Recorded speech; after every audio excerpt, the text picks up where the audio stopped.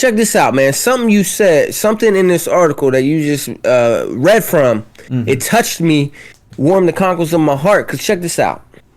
He's promising to bury the neoliberal economic model and raise taxes on the super rich to expand social services. So check this out. In my class, last week,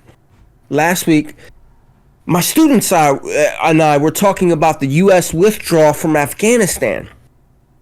And according to a study by Brown University, the U.S., from the invasion of Afghanistan in 2001 to when the U.S. pulled out of Afghanistan in 2021, the U.S. was spending $300 million a day.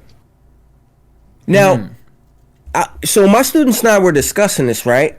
And I had a revelation. I had a message from God above that said this: $300 million a day. Well, here, how about this?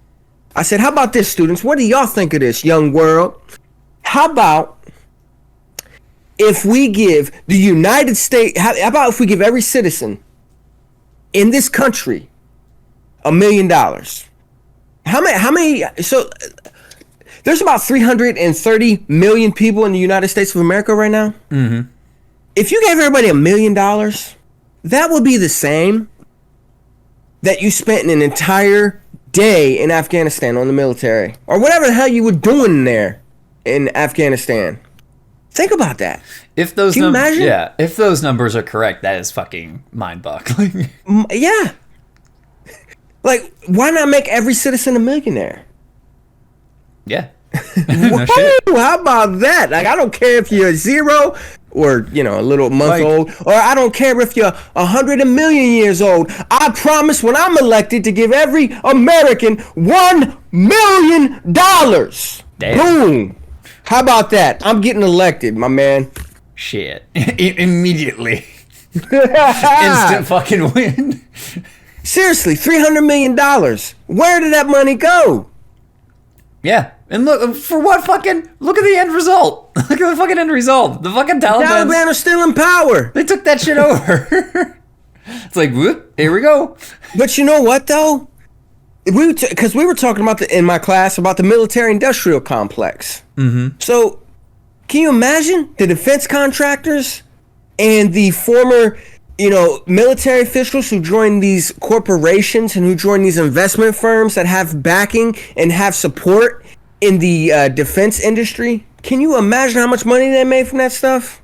Like, shit. And the social services that we could have in this country, the free college, right? Mm-hmm. If you want to go to college, the free trade school, because I'm a big proponent of trade school, the free trade school.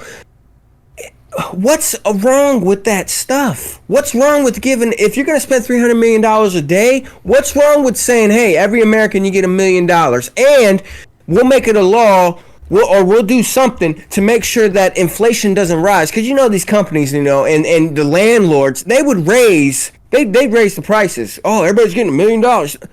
Nope. You raise your prices, federal crime. Get the fuck out of here. Go to jail. So what's wrong with that stuff? I'm struggling. Taking the China approach. What? Which I'm not saying is wrong. Don't get me wrong. Who's going to stop the landlords and the corporations from screwing you in the butt? Mm-hmm. And China, they claim to be communists, but how do you have social classes? How do you have economic inequality? It's socialism with Chinese characteristics. Yeah, it's just like the shoddy Chinese products. How about that? I will say some of their stuff has gotten a little bit better. I know that's kind of a thing still about, it came from China, it sucks, but it's like... Well, made in China, you better buy 2.